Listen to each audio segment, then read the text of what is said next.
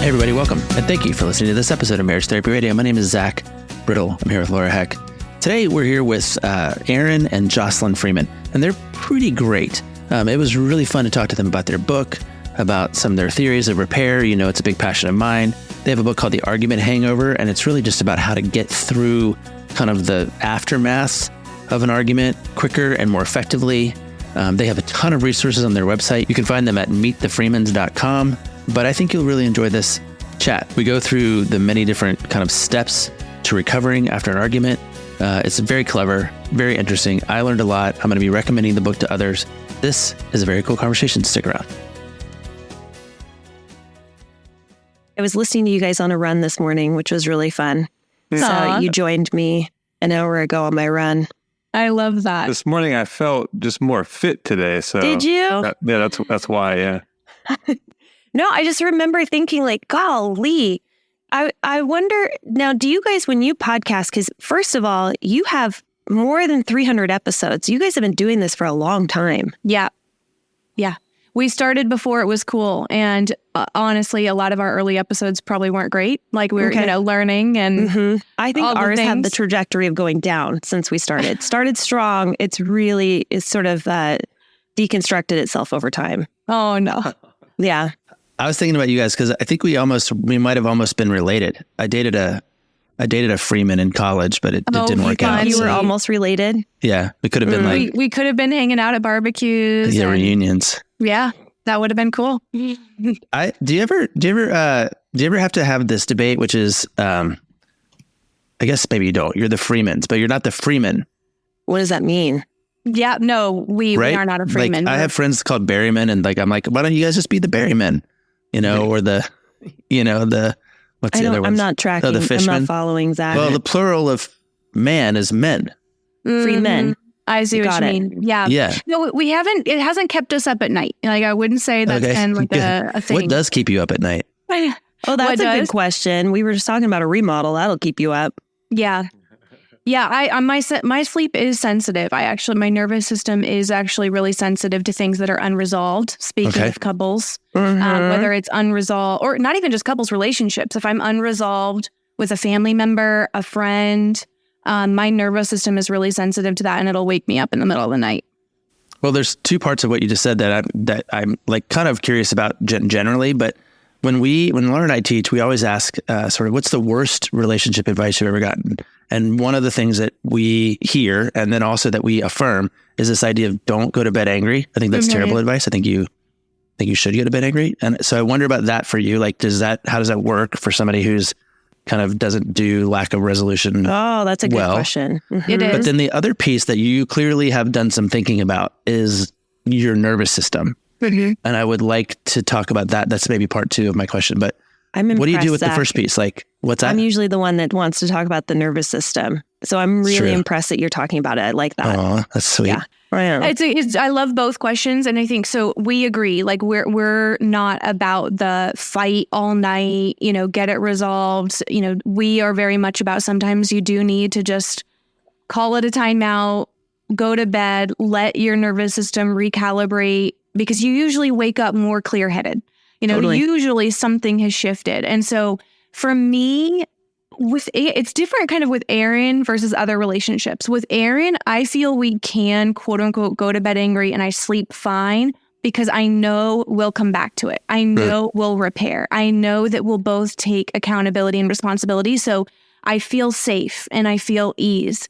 The relationships that keep me up at night and wake me up are where I maybe worry whether there will be that accountability, where there will be apologies, where there will be repair. So yeah, that's a good distinction. Like for me, I'm cool here. Like it doesn't keep me up at night. It's more so of other relationships where I worry about that. I would even say for half of the couples, how many of them are you not paying attention to, like, oh, it's 8 p.m. If I bring this up, it's probably going to be something that we have to spend some time on. There's going to be emotion. I should think to myself, this is probably not the right time. So let me wait till tomorrow. Let me wait till we're refreshed. So it could be something like that. And of course, for us, it's like the level of communication, not only with the trust that it will get repaired and resolved. It's like we can say, hey, we know we have something that we're going to need to talk about. we'll do that tomorrow. So can we almost compartmentalize that so that we can sleep and so that we can wake up with our 100 units of energy tomorrow? 100 units. Yeah. The commitment piece is a big factor for me. I remember having all these friendships. I've moved around a lot, and I always love getting to the place in a friendship where I can have a fight, because to me, it means that there's a level of commitment, that we have this trust that even though we disagree, even though we can have, something of substance to sink our teeth into, I have the commitment, or I am aware of the commitment, that you're going to stick around to resolve this. And it might not be today. It might be after we sober up a little bit, and then maybe we get some sleep or whatever it might be. But yeah, that's an interesting piece. So Zach, what was your question about the nervous system? Well, yeah, I just was like, oh, there are people on the planet who are more attuned to what their bodies are actually telling them. And I have traditionally been a person who just kind of didn't give that a lot of credit, or just didn't. Yeah. I mean, I knew that I was sweating, or I knew that my heart was beating fast, or I knew that I was, kind of maybe red in the face or something, but I wasn't really paying attention to my systems and I still don't know that I am. But so when you said that quickly, I was like, oh, this is a woman who definitely is aware of kind of that style of perception about self. So I don't know, maybe I'm wrong, but that I'm interested to know what you know about that. Yeah, I mean, I think it's been a bigger conversation for people lately. I feel like in the last year or two, the nervous system has been getting attention. It's a hot new fad, yeah. Yeah, for me, it's I understand the premise that we are also primal creatures in a way, and that we have for a lot of time been more in either fight, flight, those two modes. And then now there's, of course, fawn. But I think for me, it's so much been about just recognizing when I'm not at peace or neutral. And I really love this certain image from the book Power versus Force, right? I always forget which book it's from, but Power versus Force. And it's an image of the map of consciousness and there being more of a neutral state, more clarity. That's where we can have more maybe discernment and things like that. And then the higher consciousness is around, all the things we want to feel: joy, love, etc. But beneath ease, clarity, neutral is fear, is anger, is shame, is guilt. And so for some reason, that image really helps me, because it helps me locate myself. Am I in the survival paradigm where my nervous system has taken over and I'm actually not logically thinking, I'm more thinking from my primal instincts, or am I in more of the higher states of consciousness? So anyway, that's a brief answer for just the nervous system work I've been focusing on and paying attention to in our relationship, especially around conflict, because that's a big area we focus on in our content. Is okay, even last night we had a moment of tension. It was where we missed each other. You have those times in relationships where you're just missing each other. About building the house. About building this house that we're doing. And I just noticed, oh, there's that nervous system. And I know it wants to prompt me to say more, to get more heightened. But it's I don't want to let my nervous system control me. I want to have awareness of what my nervous system is doing and then make a more conscious choice. Ooh, okay. This is really cool, because I do this with my couples, and I actually did this last week, which was the last day that I worked. And one of the questions one of the exercises I had them do was go through and map their consciousness. And what you're describing, I call it the polyvagal. Well, I don't call it that, but the polyvagal ladder. And similar, right? There's a state of bliss and flow and joy, but then there's also that neutral state. And so one thing that I had them do is, once you're aware, once you can sort of dig into yourself, the second piece is being able to communicate that with your partner, or even recognize it in your partner. But step one, which might be the step that many people start at, is, well, where am I right now on this ladder? Or, what am I experiencing at this moment? Because so many people get so stuck in understanding what's happening for them, or they're just disconnected, which has served them in a lot of ways to disconnect from their body or their awareness, or, compartmentalize. Do you guys ever communicate with each other in that language? Because when you communicate to Aaron, hey, something's going on here, do you ever share what's going on for you kind of on a deeper level? rather than what's happening at the moment. Any first instinct come for you? Our idea with conflict is not to avoid it or not have it, Right. but keep it from escalating and shorten the time period you disconnected. Totally. And I think it's similar in that, I don't know, does Jocelyn or either one of us recognize the deeper places it's coming from, like immediately? Probably not, but we probably went from like realizing it like a week after to a few days to now it's like something sparked. We can request a pause. We can reflect, which is a part of our, 5 hours to repair. And maybe we understand the more root cause in 5 minutes. So that's kind of how I see it, because I think it's also more attainable for couples. Right. Should we get on sessions and say, all right, our goal is for you to not have conflict? Well, there's many reasons why that's not your goal. But if you see progress, it's like, well, we were in an argument hangover for 4 days and now it's down to 1 day, or now it's the next week, it's down to a few hours and then a few minutes. It's like, that's really attainable and trackable progress, and progress has you feel like you're doing better.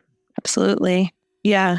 Okay. So you mentioned 2 things that hooked me. One was this 5 hours something. I'm like, what is that about? What is that you just mentioned? Oh, he's referring to the 5 R's to repair. The 5 R's. Okay. Do you know them offhand? Can you share them with our listeners? Oh, we teach this all the time. It's one of the big focus. Our book is right there, The Argument Hangover. So and your book is The Argument Hangover, and you guys, your specialty or your area of specialty is around conflict and managing conflict. Yeah. And that's a big area of our focus. And the heart of that is the 5 R's of repair.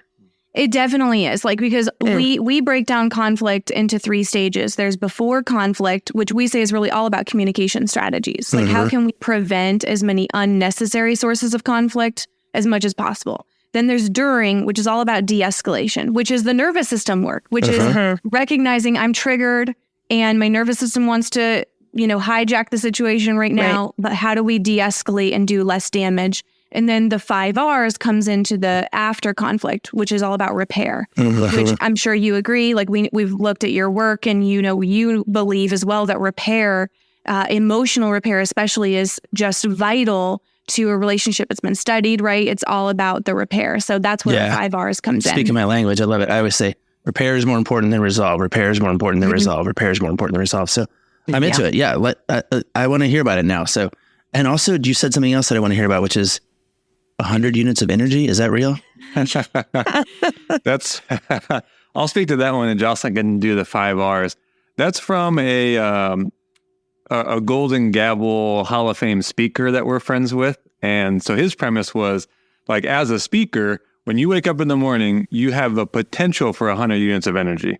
Okay. And as a speaker, then are you doing things that are taking away your units that could be used to speak to and deliver a message to the audience? So if you're moving chairs around, like, is that best serving your units rather than what you're going to go do?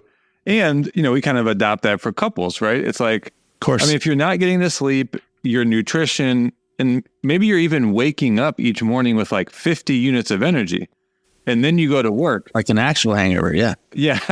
Yeah.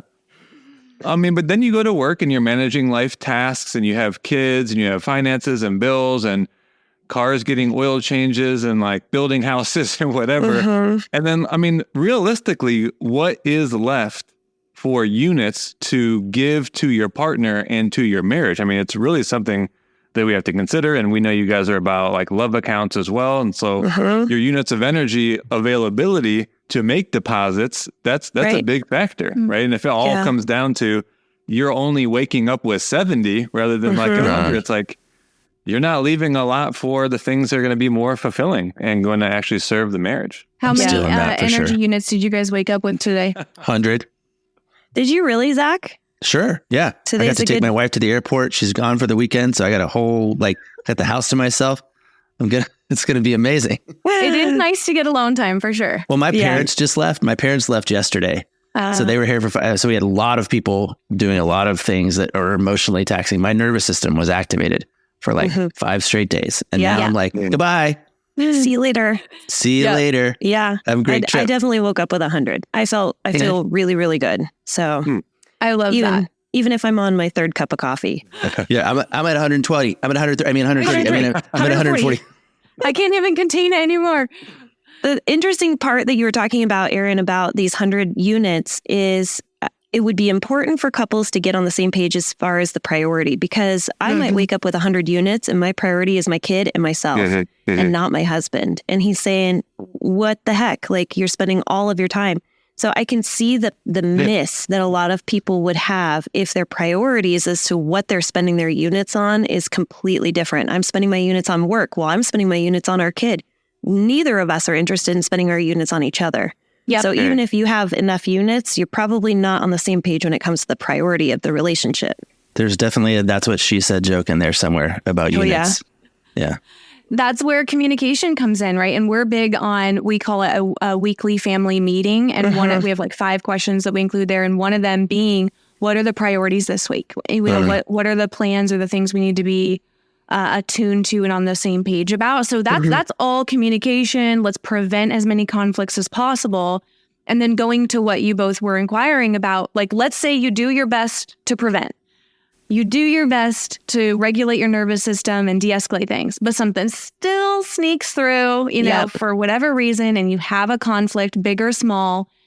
Repair, in which we do the 5 R's, just because we think like structure and guidance can just really bring some logic to things that feel really emotional. Yeah. And so to simplify it, because we have this like broken down in more length, the first 2 steps are ones you typically do on your own. So there being some period of time where we kind of like take space and we do 2 things. One, we reflect, not on why the other person is terrible and the villain and they're wrong and, all that. That's hard. There's no use in that because you have no control over the other person. So the more useful place to put our attention is reflecting on the root cause and our part in the situation. Okay. Now, the root cause, that'd be like a whole other segment of conversation we could come back to, because there's several root causes, communication breakdowns, etc. But sticking with the repair, we reflect, what's the root cause? What's my part in the situation? And that bringing to the next R of responsibility, getting to a place where I'm willing to take responsibility. And speaking of, going to bed angry, we say to people, okay, go to bed angry if you need to, but wake up willing to repair and take responsibility. A relationship, it will thrive if you have 2 partners who can take responsibility. It shouldn't be on just one person to constantly own it, and the other person doesn't take any responsibility. So, for all of us listening, like, we want to be people who take ownership, who take responsibility for our actions, for the impact that it has had.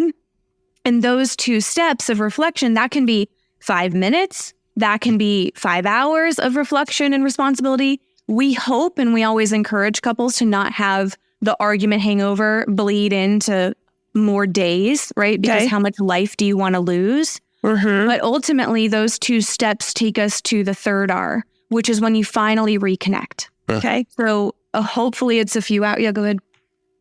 Just to break up the talk here, because I know when I'm listening, I'm like, I get triggered back into the conversation. Yeah, I have all sorts of questions another energy, too. Another speed. So get some units. Hello, everyone. Let's engage back. So the 3rd step is really where, of any place, we have a little bit of a framework or a template for like scripting.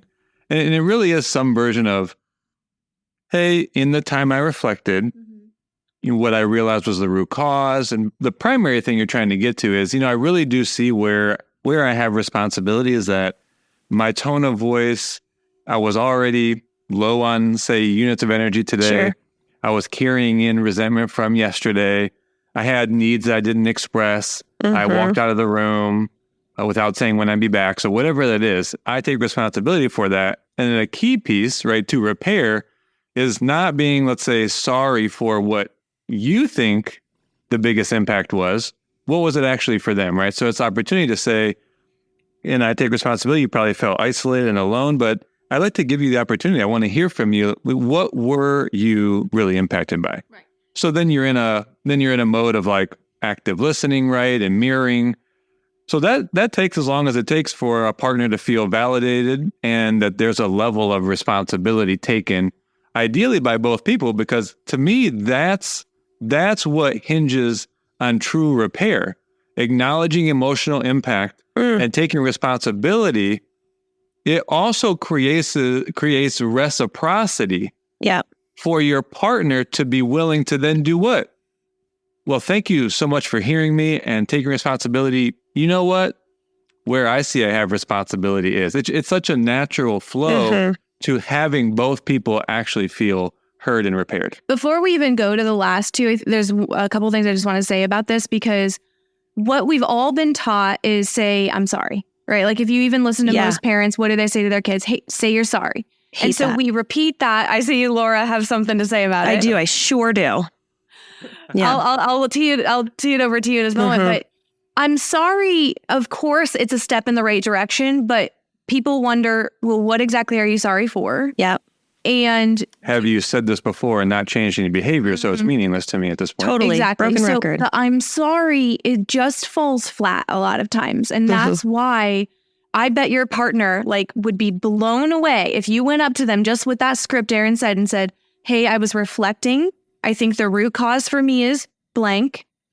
But where I see I can take responsibility is. I bet your partner would literally be like, jaw on the floor. Totally. Yeah, because when we take responsibility, when we take ownership, it means we put more thought into it as opposed to just, I'm sorry, I'm hoping we can move on. Yeah. One thing I liked about what Aaron modeled too was you didn't apologize for what you actually felt, right? Like you might have still been able to acknowledge that you were angry. Maybe you even felt justified in the thing that you were angry about. And you still feel like you are, but I raised my voice. I walked away without saying so. Like those are all, it's sort of the 3D chess part. Like people think, oh, well, I have nothing to apologize for because I was just in my feelings. Well, actually, if you really are thinking about repair, you got to raise the level a little bit, which I think you did. And I would just point out that that's, I think, what you did when you modeled the script there. Yeah. Well said. Zach, I want to bat this around because what you're saying is very similar to how we do repair as well in using Gottman method. It's flipped, meaning the first part of Gottman method is, I'm going to share my experience with you. Here's how I heard you. This is what I felt. This is everything that was going on for me, and having your partner listen to it. Now, we don't get to a validation piece or to an acknowledgement piece or taking responsibility until step 3 or 4. I really am thinking this might be just a tremendous way to start out, which is start with accepting responsibility, because I can see how this would totally take the heat out of it. Yeah. When you lead with, here's my part in all of this, and I'm acknowledging and taking responsibility. And then your partner, the reciprocity piece is huge, right? Will naturally follow. This was also my piece of this that I can take responsibility for. Now let's talk. Now let's validate each other. I think that's probably a better order of operations. And in Don't say that, you're going to get fired. Yeah. We're not trying to say anything about the Gottmans or anything. No, but what we're trying to find... Did I miss this? Is reciprocity the 4th? No, that's just... No, we've just come up with just snuck it in there. Side R's. Yeah, totally. I hear him. There's a root cause and there's whatever. But, okay. You guys we've got probably don't know this about Zach. Take responsibility. But he loves ours. Reflect. Take I like alliteration. Yeah. Alliteration, that's right. Reflect responsibility. The third one was reconnect, of course. And then 4 was. So 4 have we done that yet? We haven't done that yet. Okay. All right. Perfect.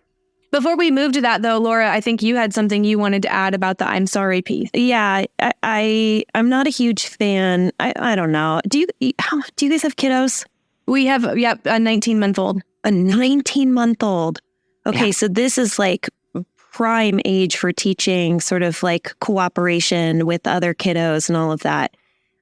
This is just a small segue, but I remember my son getting into an argument with one of his buddies, and he was waiting around for the apology. He was like, I need you to acknowledge that you hurt my feelings and apologize to me because that's how we do it in our house.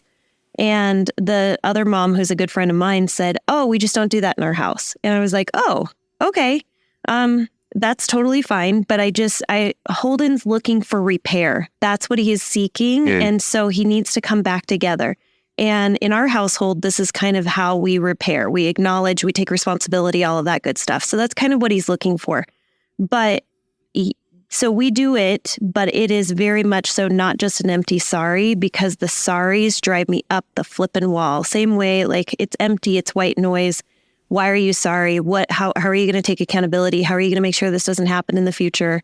And so I would love for us to just completely remodel the apology system for our kids, because we're just doing such a disservice for them to just think that I'm sorry is going to lead to repair, because that's just not going to happen. Maybe we just need to, like rework it for kids.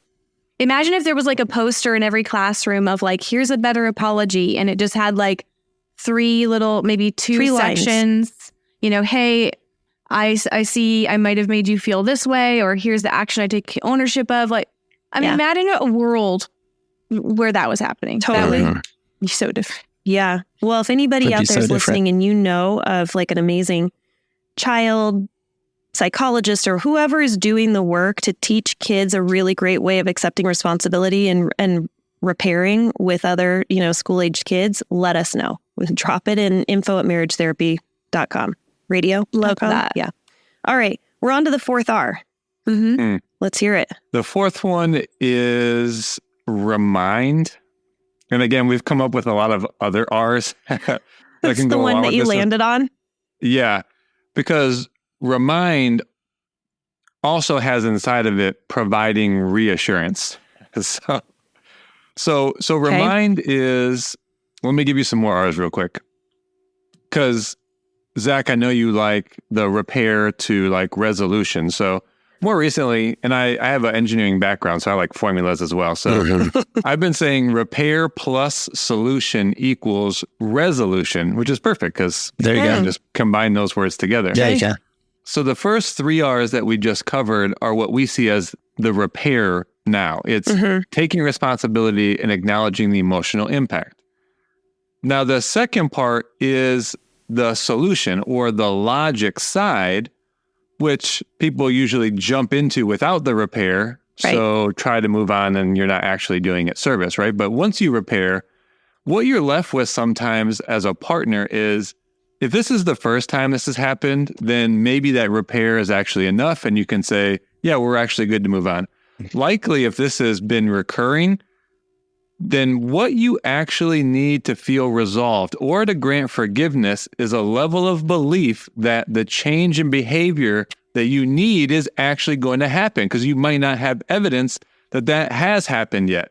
So people can feel repaired but not resolved because they don't have either the agreements, they don't have the trust in the change in behavior to say, I can open my heart back up. I can trust. I can be vulnerable. So things are actually going to change so we can better meet our expectations and needs. And that is a barrier for people sometimes. So the remind is a few things. In this vulnerable space, sometimes you need to provide reassurance. So I'm sharing like what my commitment is. Hey, I know this has been hard, but I just want to remind you that I'm really in this. I am committed to getting better at repair. I'm committed to having you feel respected. I'm committed to being a better listener. And what you might understand at that point is, you know what? We need to remind ourselves of what our agreements are. Or if we don't have any, let's make some. I think it'd be best to make an agreement that let's not raise our voices, even if we feel emotion. Or let's make the agreement we don't walk out of the room without requesting the pause or saying when we'll come back to it. Yeah. So this helps create the trust that the change is going to happen. And sometimes that's what a partner needs to actually feel resolved or to say, like, I can now forgive. I want to raise my hand. Okay. I'm listening to all of this and I'm going, yeah. This is so good. This is so good. And something that Zach says, or something that we say often, is that you're going to have solvable problems and then unsolvable problems. But what I just heard you say is not, it's very complementary. How about that? To what we call these like perpetual problems, which is, it's not about a problem that we need to solve. It's about the way that we had that conversation. Why don't we make an agreement that even when we feel emotion, we're not going to raise our voices? That's not solving a problem, but what it's doing is it's saying, we're going to experience this tension in the future. Let's find a better way.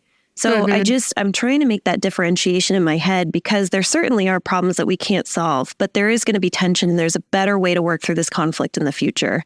And if repair and connection is the goal, then all you're doing is setting yourself up for success to experience that repair quicker, which is what I think your goal is, right? And the agreements are really like ways we say you can like fight smarter or fight Sure. fair, right? Yep. We're all about agreements for times of conflict. And sometimes like the solution that people are looking for, if it's not, there's sometimes conflicts that are about like making a decision, right? Right. Like there's a decision point, something that we need to make a move on. Other times it's the solution is to feel like there's actually progress happening, that we are improving the way we handle things with our kids, or we're improving the way that we talk about money. So a lot of times the solution people are looking for is really like progress. We're doing this better. We're doing this differently. Very much what you're saying, Laura. Oh, I love that. Okay. This is good. You do have a lot of R's. And I'm just in my head, you said the first 3 R's are about repair. And since you already told us there's 5 R's, I'm assuming the last 2 R's are about something else. And the way that my brain worked it is it's about resolution. Is that the way that you guys have it sort of drafted? Yeah, I guess we're all about images too. So if I were to like draw a bubble around the first 3, it's like, okay, this is the emotional repair piece. The last 2 are about how are we going to be better in the future? So the remind stage is like, what are we going to do to be better? What are our commitments moving forward? The last one being reconcile, which is a little bit different than most people think of the word reconcile. For us, this is the cherry on top. Even if you did the first 4, you're pretty solid. The 5th one is the cherry on top, which is seeing the conflict as an opportunity, which I know is so counterintuitive to people. Think about, we get messages from our clients on a vacation and they got into an argument, right? Like, how are we arguing in Fiji, or in Hawaii? How did this happen? Sometimes it happens though. So regardless of whether you're on vacation or you're at home, and let's say you feel like it ruined a Saturday, because that's how sometimes people can be left with conflict. Like this, like totally, like I feel like it ruined our weekend, and they have this sour feeling about it. So the reconcile piece is where we say you're kind of looking for the silver lining. How are we now better from this? Did we learn something about each other? Did we create a new agreement that is helpful? Did we identify a root cause that we now can like actually address? And do we have more understanding about the inner worlds of each other? Do we have clarity? Some version of that where you can actually get rid of some of this feeling of this just shouldn't have happened, because you could do the repair, you could find the right solution and have the agreement, but we found that sometimes you can still feel like that level of like, but why did you just have to bring that up the way that you did? So this goes a lot to our memory and how our memory works, and how we recall memories is obviously huge in the emotion that we have. So what we're doing is actually rewriting the past, because we're changing the emotion that you recall when you think of that memory to something that still shouldn't have happened to, you know what? Yeah, that was a problem. And I do remember that we got clarity. Like I understood more about you. We still have that agreement in place from that conflict we had a year ago. Wow. That was actually a good thing. So it's looking for the silver lining. Spill the tea, like where are couples getting tripped up most often? Which of these 5 R's is the hardest for them to dig into? Good question. It can be, of course, different per person, but I'd say the general feedback we get from people is the taking responsibility piece. 100%. I was hoping you were going to say that. Yeah. Because a lot of times where the brain goes, and we get it, we encounter this as well, is, okay, I really want to take responsibility, but I wouldn't have done that had you not done that. Like, or I only said that because, so people feel like they're connected, right? And it's hard for people to untangle giving, rationalizing why they did what they did. Yeah. And so it's like, I like to say, think of taking responsibility as, here's what I can take ownership of, period. And then if the other person is like, here's what I can take ownership of, period, it's meeting in the middle. They don't cancel each other out. And we also aren't denying that the other person's feelings were valid. So taking responsibility isn't, I'm this terrible person and I, got everything wrong. It's just taking ownership that our actions had some impact on the other person. You guys, I'm really into it. I think it's really good work. And I not that I'm like from the seat of declaring what's good work or not, but I don't say that lightly. And I just really appreciate, like, you guys have really come up with a model I think people can use and that will be accessible. Thank you. And so the best way for them to do that is through the argument hangover. Is that the best way to kind of go in depth with more of what you're suggesting and proposing? Good question. Definitely our book. I will note that this isn't like a brag moment, but it's been selling out fast because we're working with our publisher to keep up with the demand. Like we're really grateful that our brand has like really expanded over the last, we've been doing this for 8 years, but the last year has really grown. So I say that yes, the argument hangover is a great place to start. If it ends up being sold out, we created some other guides for that very reason. So we have like a making up and moving forward guide. We have a de-escalating conflicts guide. So like a lot of people sometimes are looking for like, almost just like, give me the steps. Like, okay, the whole book is great, but can you just break this down in like a bite-sized chunk? So we created these instant access guides. We also have a web class on our website. So if they even went to meetthefreemans.com, they'll see all the things. The book, the web classes, the guides, and be able to go with what resonates with them. Yeah. Cool. We'll emphasize that again for sure. Can we pivot just a second? Because I have a curiosity for you, like a natural curiosity that's totally different topic. Definitely. Let's hear it. Part of your brand is that you work with celebrities. Yeah. So what have you learned or noticed or noted about that work that maybe is different, than general population? I have a few sort of higher profile clients and I'm collecting some, I don't know if higher profile, celebrity clients maybe is the way to say it. And I'm collecting some experiences that I'm wondering, like, have you formed here's what this means, or here's what this kind of client, here's how this kind of client is unique. That I just wonder what you have collected in your experience. The first thing that jumps to mind, I'm curious what you would say, is that it's not even like a drastic difference in their relationship experience, because we've worked with couples all over in every remote country, different income statuses, different cultures. And we find that a lot of the challenges are similar, just to maybe varying degrees. So one thing I notice is that expectations are different in, like, whether it's a celebrity client, like they have maybe extensive expectations of a partnership, of what it means for you to maybe please me or make me happy. But expectations exist in all relationships. So I think it's more so of like similar challenges as every couple around the world, but like maybe more extreme or to varying degrees. So expectations being different is one that jumps out with me with celebrities. What's one for you? That was the main thing I was thinking about. It was funny, we started watching this docu-series on Shaun White, the snowboarder.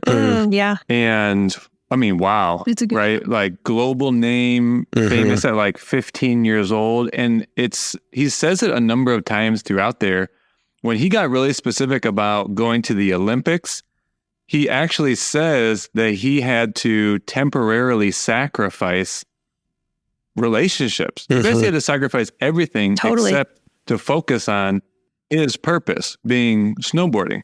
Yeah. So does that mean that like there's something inherently that he wouldn't be able to be in a relationship? No, but the level and detail in your communication about your expectations with a partner that's going to be on board with you when you have a much broader reaching sort of purpose in life, that to me is like a big difference. So can you be upfront about that? Can you express that? Can you understand as a partner that you have to temporarily sacrifice parts of a relationship that would normally be always open to another couple if they're pursuing something like running a global company or running a global mission or something like that? I mean, that's kind of what I've found too. Like, it's even if we go back to your R's, like the thing that they're not as practiced at, in my experience, is reflection and responsibility, right? Particularly those who have like a really, really high sort of name brand identity. They've usually forged that through a high commitment to excellence and perfection, and just, and sometimes that has come at the cost of actually doing relationship, because people are catering to them and they're single focused and whatever else. So that's it's an interesting insight. And if I'm doing anything in that work, it's really about reflection and responsibility, I would add too, because I love the question. I feel like we could rap about this for an hour. One more thing that comes to me is, and this is, yes, maybe again, more extreme with celebrity couples, but even like maybe people who have the mindset that takes them to be doctors and surgeons and like just really high performing, stressful jobs, there's a certain mindset and a personality type that goes after those type of things, right? And the word, which I'm sure you would find in your work as well, is like the flexibility level. And so where is their mindset and their ability to bend but not break? Right? And to do life with someone means you don't always get your way. Yeah. You don't always get to be the right one. And so there's going to be way more conflict if you're inflexible. Yeah. There will be reduced conflict, reduced intensity if we know when to bend. You know, again, never breaking, never it's not about like, I'm going to have to betray myself. That's not what we would want to do in a relationship. But flexibility is another trait that comes up for me that is maybe more a more extreme thing that celebrity couples need to work on. But I think around the world, that's one thing we can work on. Well, the thing I always say too, regardless of whether you're, famous or not famous or just an average Joe or whatever, the thing I love and respect about all my clients is that they're asking for help, which is puts them in another category altogether. Not as many couples. There are much more couples not asking for help than asking for help. So if they have enough awareness to go, hey, we can't do this by ourselves, I think that speaks a lot to their character anyway. Absolutely. Well said. Do you guys have any events coming up that folks can join? I mean, I know you have your podcast, and is it Meet the Freemans? Is that the podcast title? The podcast is Empowered Couples. That's the kind of phrase. Meet the Freemans, like that's like really the main hub. You could find everything. Our podcast just happens to be called Empowered Couples. Yeah. We do have an in-person couples workshop coming up September 10th. The 2023 in Arizona. Okay. And so that's an in-person event. And then online resources, like they can explore everything we have because we do like couples challenges. Sometimes we do web classes. Awesome. So that they can find like up to date on our Instagram website, things like that. You just found a new fan in me. I will be thoroughly stalking you from afar. Very cool. We loved this conversation with you too. I feel like we could all hang out and really have some great conversations. Agreed. We can get like what do you call it? Like a brain trust together and just kind of wrap on all the things that we're seeing. Thank you to the Freemans, Jocelyn and Aaron, for joining us today. I know that we are, getting our schedules together with all of our kids and all of our schedules and travel, all the fun things. So I'm so glad that we did this. Absolutely. Thank you guys for the great conversation. All right. Thanks so much for listening to this episode of Marriage Therapy Radio. That was such a pleasure to meet with Aaron and Jocelyn. So you can access all of their resources. They have a ton to offer on their website, meetthefreemans.com. Also, they have a podcast. I was listening to it on my run today. Just so easy to listen to. So many bite-sized nuggets of information. So check them out. Thank you so much for all of your time and attention, making your relationship better today than it was yesterday.